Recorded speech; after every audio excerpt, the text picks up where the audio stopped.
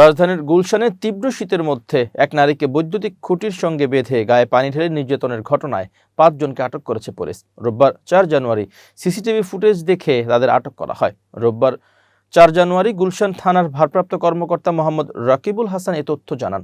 জানা যায়, গত শুক্রবার সকাল ৭:৩০টার দিকে গুলশানের নন্দা এলাকার মোরেল বাজারের মার্কাজুত তালিম আল ইসলামী মাদ্রাসার সামনে ওই নারীকে নির্যাতন করা হয়। এই ঘটনার একটি ভিডিও সামাজিক যোগাযোগ মাধ্যমে ছড়িয়ে পড়লে ব্যাপক সমালোচনার সৃষ্টি হয়। স্থানীয় সূত্রে জানা যায়, ঘটনার দিন মাদ্রাসার শিক্ষার্থীরা নিজ নিজ কক্ষে বিশ্রাম নিচ্ছিল এবং তাদের পাঞ্জাবিগুলো হ্যাঙ্গারে ঝুলানো ছিল। ওই নারী মাদ্রাসার দ্বিতীয় ও তৃতীয় তলায় গিয়ে চুরির উদ্দেশ্যে পাঞ্জাবি পকেট তল্লাশি করতে শুরু করেন।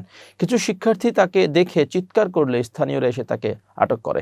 নির্যাতিত নারীর পরিচয় সম্পর্কে ওসি মোহাম্মদ রকিবুল হাসান বলেন, ওই নারী ভবঘুরে। তিনি ওই দিন সকালে ওই মাদ্রাসায় ঢুকেছিলেন বলে জানিয়েছে মাদ্রাসা কর্তৃপক্ষ। পরে তারা তাকে চুরির অভিযোগে আটক করে বৈদ্যুতিক খুঁটির সঙ্গে বেঁধে গায়ে পানি ঢেলে দেয়। ওসি রাকিবুল বলেন, নারীকে খুঁটির সঙ্গে বেঁধে গায়ে পানি ঢেলে হেনস্থার ঘটনায় কেউ মামলা করেননি।